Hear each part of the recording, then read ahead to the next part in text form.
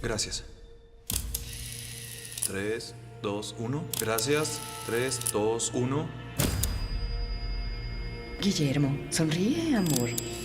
3, 2. Congratulations and thank you for your time. Thank you.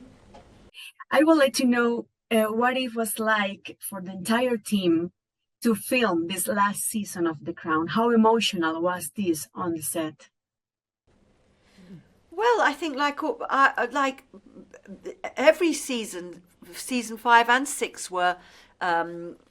I understand what you're asking. There's a lot of emotional things that happen in this final season, and yes, I mean they when you step outside of it and you look at it as a story, but we're just there on the day, doing it with the same commitment and intensity that we have done for our 2 seasons and all the other people with the seasons before. But but obviously it was complicated on personal levels for all of us when the Queen died while we were filming season 5, and obviously that affects you in your own personal way, but it cannot affect the work.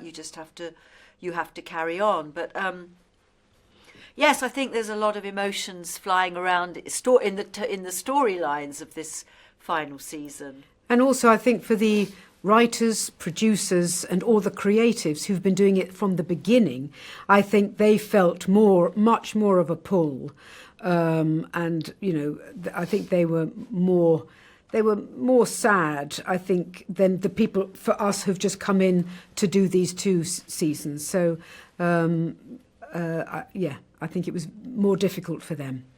Yeah. Well, on our last day, we had the last scene that we shot of the whole series was the wedding of Charles and Camilla, and when we come out of the registry office in Windsor, and there was 400 crowd waving flags, and there was a jazz band, and there was quite a party atmosphere, and the AD called it a wrap, and a lot of the crew we'd only done 2 years. A lot of the crew had been there for all 6 seasons, and I think it was very emotional, but it was a carnival atmosphere, and I think we were all conscious of how lucky we were to be involved in a show like this. That's been, it's a sort of set a standard of excellence, I think, that would be hard to follow. Each department that worked in the series did a meticulous job. Costumes, hair, makeup, I think everyone. What can you highlight about this entire production that will be unforgettable for you? I found working with those departments that you've just highlighted particularly fulfilling.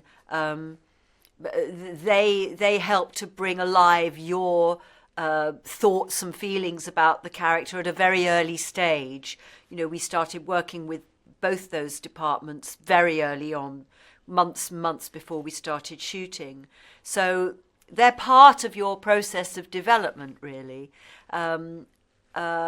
And obviously, particularly in the final episode of Margaret's, there was quite a lot of work going on there with both those departments to help things along, really.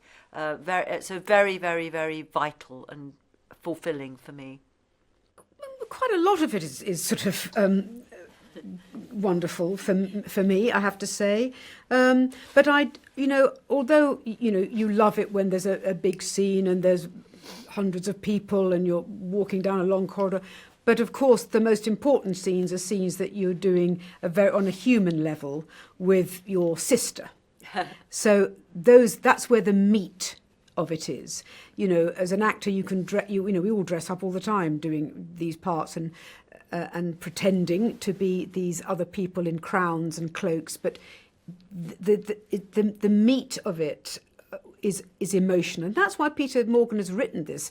He can't just do events. The whole reason he's written is that he's imagining what those people are feeling and what they're saying behind closed doors, and that's where we get to really exercise our craft, hopefully. Well, it's interesting when I first took over the role, and you go in the props department, which is one of the amazing departments, and that's it's a whole warehouse full of props going from the 1950s to the 1990s, and But they sort of gave me a package, a Charles package, and they said, Josh, use this, and this, and you might like to use it. And one of the things was his watercolor kit. He paints watercolors, and Josh actually took up watercolor painting. I didn't quite manage that, but it was very striking how little props like his ring and his watercolor kit and his fountain pen and his notepad, which he always has apparently at dinner, wherever he goes. He has a notepad and a pen because he writes notes when he's talking to people.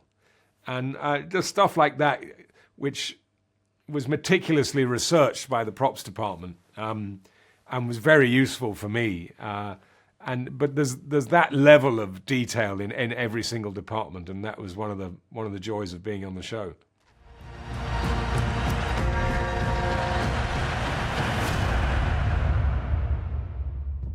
Están listos, Majestad.